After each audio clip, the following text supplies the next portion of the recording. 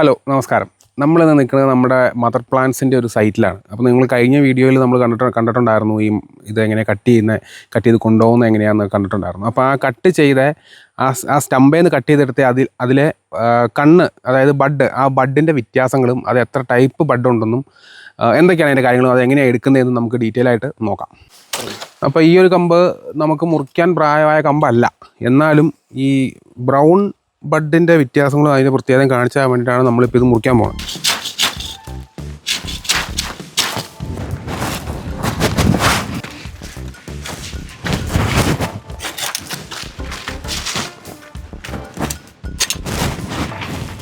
അപ്പോൾ നമ്മളിത് കട്ട് ചെയ്തെടുത്തിട്ട് ഇതിൻ്റെ ഈ ഇല, ഈ തള്ളി നിൽക്കുന്ന ഈ ബഡിൻ്റെ മുകളിൽ നിൽക്കുന്ന ഈ ഇലകൾ നമ്മൾ ഓരോന്ന് ഇങ്ങനെ കട്ട് ചെയ്തിടണം.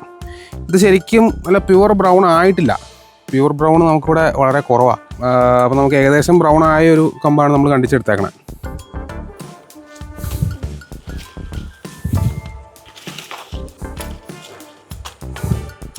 അപ്പോൾ നമുക്ക് കമ്പിനെ സംബന്ധിച്ച് നമുക്ക് രണ്ട് തരം കണ്ണാണുള്ളത്. ഒന്ന് സി കണ്ണും മറ്റേത് ഇലക്കണ്ണ്, എ കണ്ണ് എന്നൊക്കെ പല സ്ഥലത്തും പല പേര് പറയും. രണ്ട് ടൈപ്പ് കണ്ണാണുള്ളത്. അതിൽ ഇലക്കണ്ണിന് അല്ലെങ്കിൽ എ കണ്ണിന് തന്നെ രണ്ട് ഐറ്റം ഉണ്ട്, ബ്രൗണും ഉണ്ട് ഗ്രീനും ഉണ്ട്.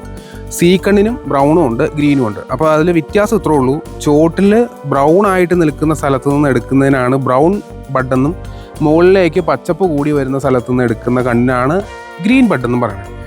അപ്പോൾ ഇനി ഇതിൻ്റെ അകത്ത് നമുക്ക് രണ്ട് കണ്ണൊന്ന് എടുത്ത് നോക്കാം. ഇതിൻ്റെ അകത്തെ വ്യത്യാസം, ബ്രൗൺ ബഡും ഗ്രീൻ ബഡും തമ്മിൽ അകത്ത് എന്തെങ്കിലും വ്യത്യാസം ഉണ്ടോ എന്ന് നമുക്ക് നോക്കാം.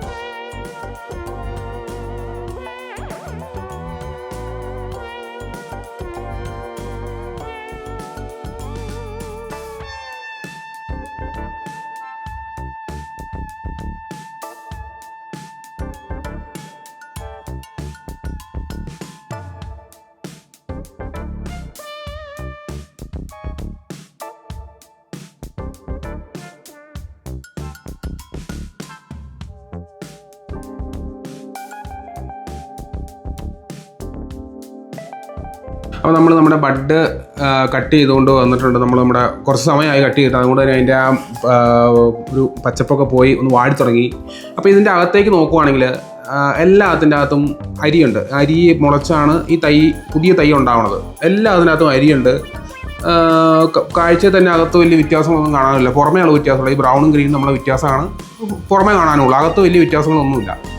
അപ്പോൾ നമ്മൾ ഈ ബ്രൗൺ ബഡും ഗ്രീൻ ബഡും ചെയ്യുമ്പം, അല്ലെങ്കിൽ അതിനെക്കുറിച്ച് ആൾക്കാർക്ക് ഉണ്ടാകുന്ന സംശയം, ഏത് ബഡാണ് നല്ലത്, ബ്രൗൺ ആണോ ഗ്രീൻ ആണോ അല്ലെങ്കിൽ സീ കണ്ണാണോ, ഇതിലേത് വെച്ചാലാണ് നല്ല തൈ ഉണ്ടാകുന്നതെന്നൊരു സംശയം സ്വാഭാവികമായിട്ടുണ്ടാകും.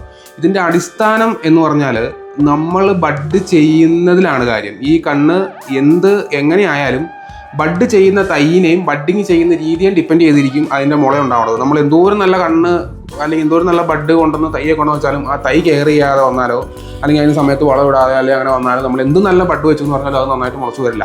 ഈ ബ്രൗൺ ബഡും ഗ്രീൻ ബഡും സീ കണ്ണോ അങ്ങനെ ഏത് വെച്ചാലും മുളയ്ക്ക് വ്യത്യാസം വരാൻ വളരെ സാധ്യത കുറവാണ് പൊതുവെ. അതിനെ നമ്മളെ വെക്കുന്ന തൈ കെയർ ചെയ്യുമ്പോഴേക്കും നമുക്ക് കിട്ടുന്ന റിസൾട്ട്.